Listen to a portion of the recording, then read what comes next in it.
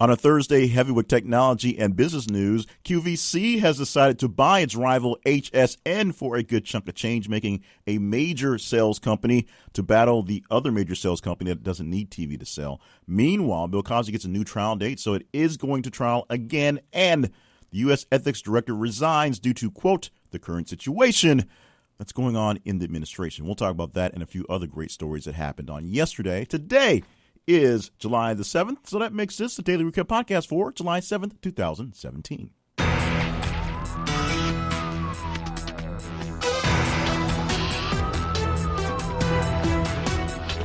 And welcome to the podcast. My name is Jay Cleveland Payne. I'm your host for this podcast and the moderator for all things that are emanating through thisisconversation.com.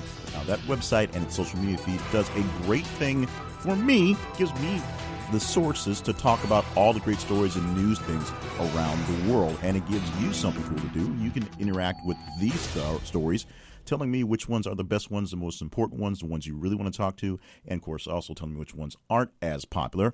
So hopefully I'll learn to get the bright ones on more frequently, and sometimes, well, we're human, so it all works out that way. The whole podcast, the whole shebang is growing, and we thank you so much for being a part of what we have going on. To be a part of everything every single day, it's easy. Just follow us on social media. @_conversation is us on Twitter. Also us, I know not rather correct, but us on Facebook is This Is The Conversation. And look for the main website, thisistheconversation.com. And after the main website, you can join the conversation survey panel where you can take actual paid surveys and get paid directly into your PayPal account without all the hassles and hoop jumping of having to qualify every single time. If we send you a survey, you're in. You do the survey, you get paid through PayPal, just like that. Check out thisistheconversation.com/survey panel and make that happen today. Meanwhile, let's go ahead and make happen the stories that we talked about all day for Thursday.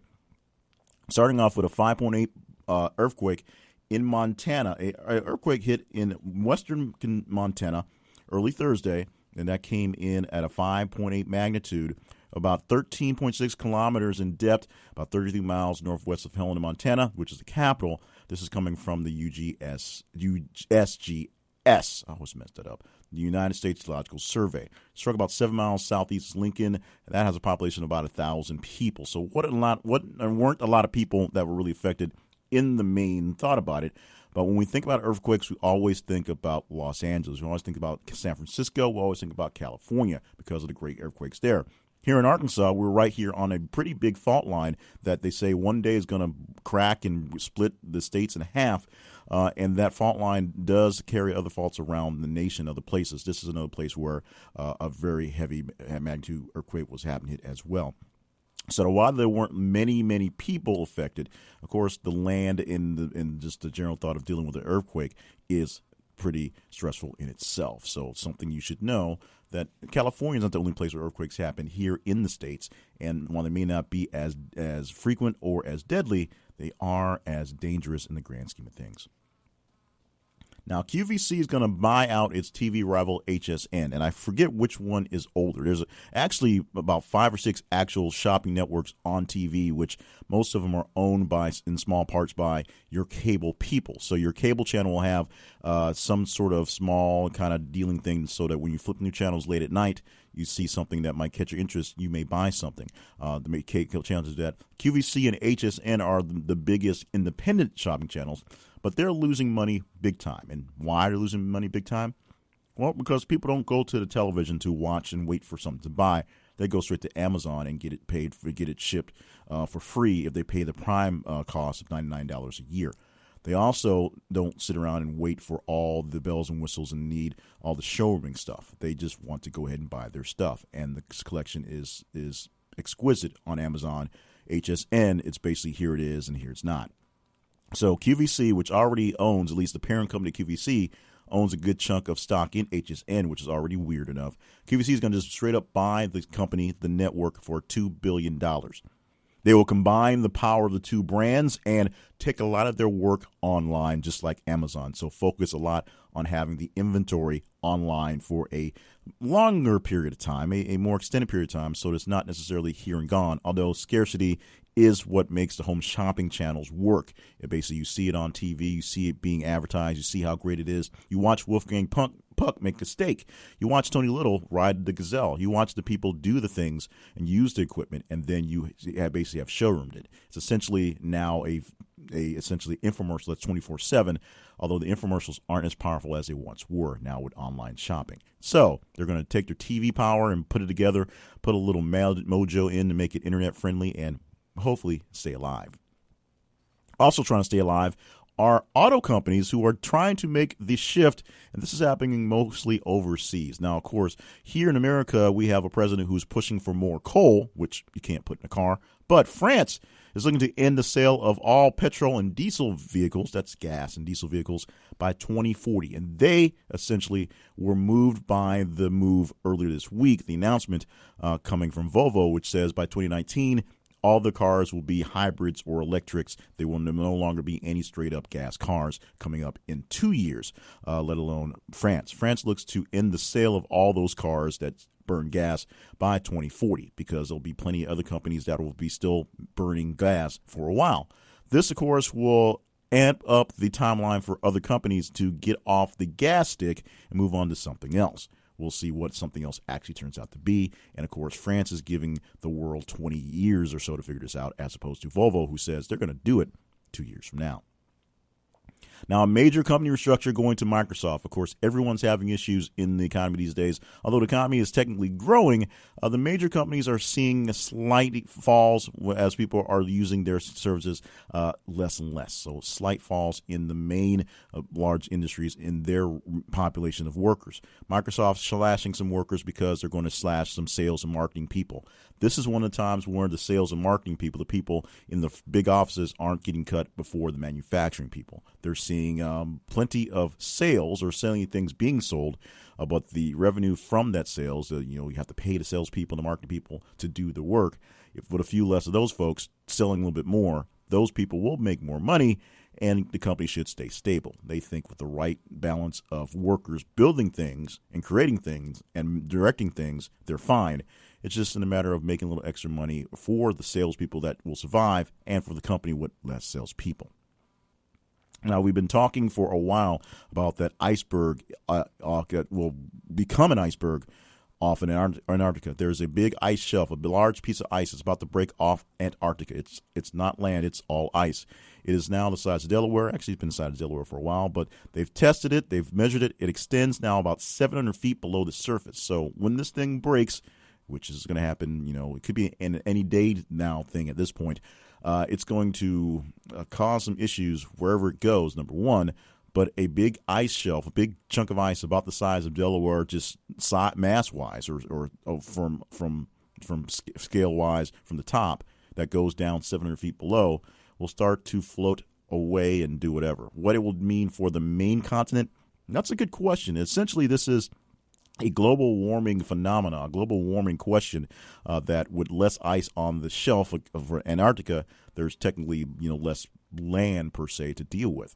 Although this is permanently frozen ice, we'll see exactly what this really means. But look out for a Delaware-sized iceberg coming to you very soon.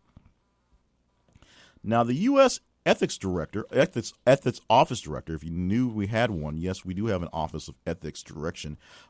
The director, his name still is Walter Shaw, but he is no longer director. He put in his resignation. He's saying there's some issues with the Trump administration that are basically driving him batty that he just can't work with. Plus, he got a job with essentially an off firm, a watchdog group that can do a better job of pointing things out to what the government isn't actually doing or not doing, even than the job of the people in the government who are supposed to point out to the president what he can and cannot do, because that job comes without the teeth of being able to enforce anything. All they can do is suggest. Now, people have suggested that Donald Trump is doing something that no other president has done in the modern times.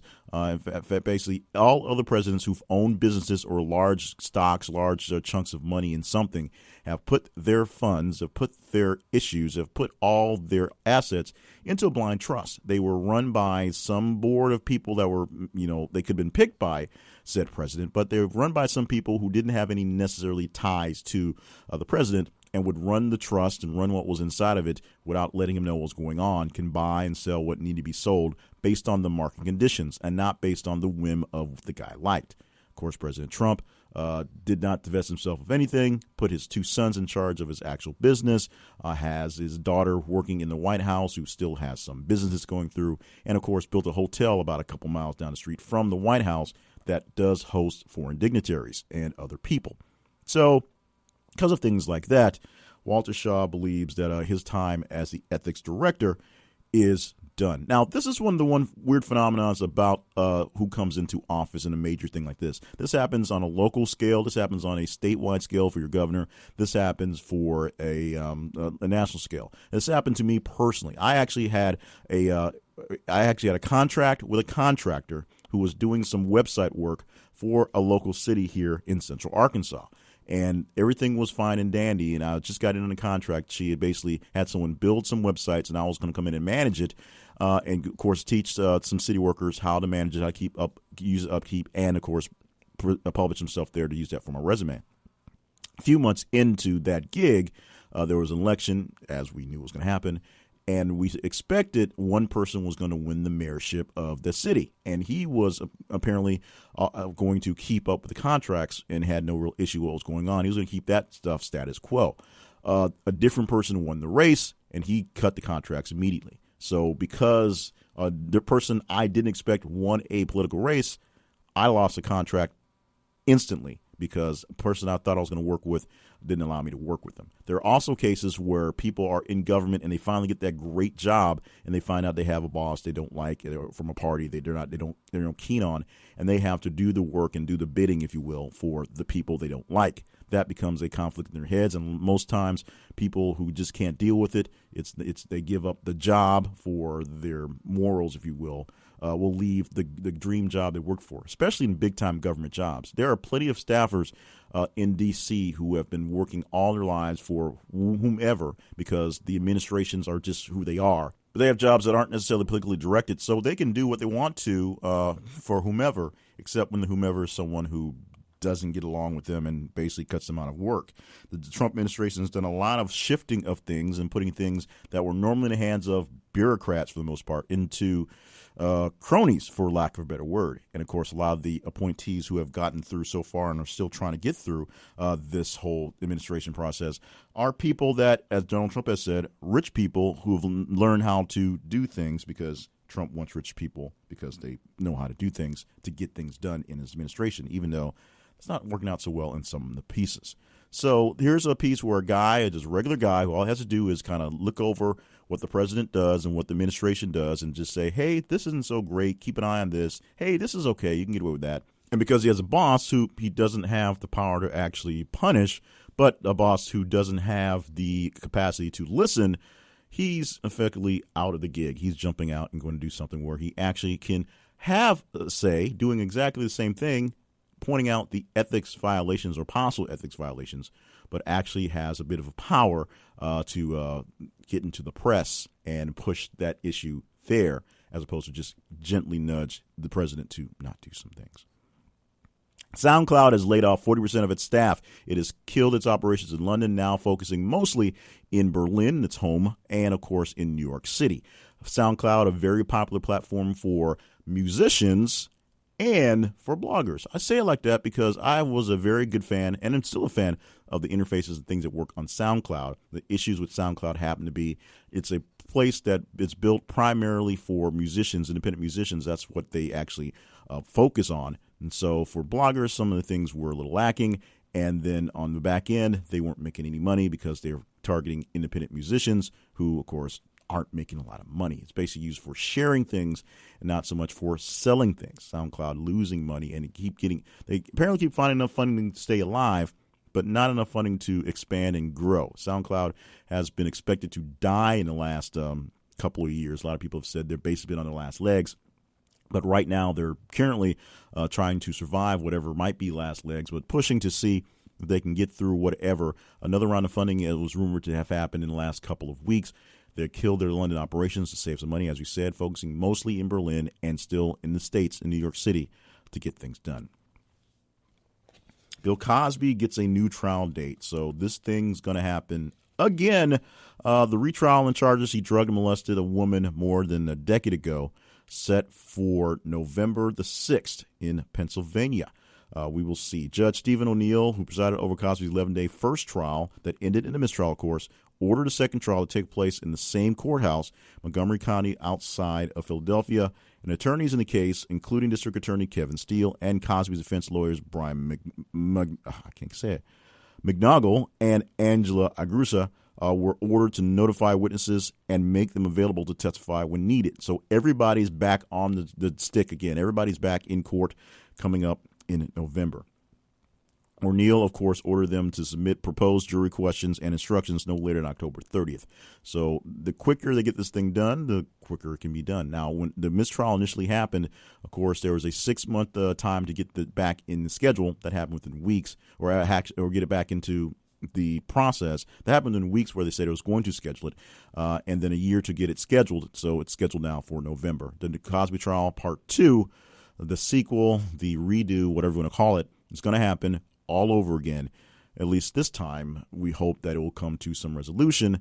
I doubt they'll get a third retrial in this one, but this time we'll hopefully get some sort of resolution, yay or nay, for or against, guilty or not guilty, so that hopefully we can move on from this. The big question is, if this one goes to trial and this one actually gets done and Cosby is found guilty of the assault, will some of the fresher victims, some of the fresher trial victims, of course, this is a 40-year ordeal in a sense, some of the people that were in the age or in the range that's more closer to right now, will they try to make a shot to go against Cosby and give him more time? Because this, of course, means jail time if they convict him. Those are the stories that we had for today that happened yesterday. Today, of course, is Friday, and on a Friday, we will do more conversations with Friday, Saturday, and Sunday. So on Monday, you'll hear the daily recap for the 3 days. I know it's a daily for 3 days, but Saturday and Sunday aren't usually that heavy, but we usually have 1 or 2 big stories that make a big group between Friday, Saturday, and Sunday. Of course, with the G20 summit and Putin plus Trump meeting today, we'll probably have a couple things popping up there as well. In the meantime, later on today, we tape it on Friday, so it's prepared for Saturday morning. We have the weekly wrap-up podcast where we will wrap up 7 days from last Friday to yesterday, the biggest stories, the top 10 stories up front, and then some other stories that didn't quite make it in the top 10 that we think are still pretty important or pretty interesting or sometimes just pretty ridiculous. So it'll be the top 10 and then some, plus we may actually get an interview this week. We're going to try really hard. And, of course, coming soon within the next couple of weeks, Sundays will be taken up by a commentary podcast. Just a quick 15-minute or so ramblings of me talking about some of the issues here for the week, getting a bit deeper, getting a bit more political, getting a bit more introspective, if you will. Hopefully you will enjoy that new edition as much as you enjoy the older editions we've had so far. And if you enjoy those editions, we ask you to share them with friends, whether our Facebook feed, which is, of course, This is the Conversation, our Twitter feed, which is th_conversation, the website, thisistheconversation.com, the podcast, especially the podcast, and leave us ratings and reviews wherever you receive your podcast from. And if you are a person who gets it off an app like Pocket Cast or Apple Podcasts, please step back to the place where they actually originate, iTunes or Stitcher or Spreaker or even the website, and let us know how well we're doing in these podcasts. We need your feedback. We love your feedback, and we want to make sure we're doing the best for you in the process. We also want to make sure that you stop by and get a chance to join the Conversation Survey Panel. Go to thisistheconversation.com/survey panel. This is a way to get paid to get your opinion. It's paid surveys, and it's simple. You get yourself in. You don't have to requalify every time a survey that interests you comes up. If we think it's going to be in your interest, we will send it to you. If you fill it out, we will pay you directly, just like that. Check it out at thisistheconversation.com/survey panel. Meantime, thank you. Not sure how many thank yous that is, but how about 3 more? Thank you for joining us for the ride that is This Is the Conversation every single day with the daily recaps and, of course, through social media all day long. You just react to the stories that you like, and we will count them up and figure out which ones are the best ones to talk about. It's that simple. Make sure you share, make sure you subscribe, make sure you talk about us to a couple of folks, and talk to us about ourselves if you'd like to.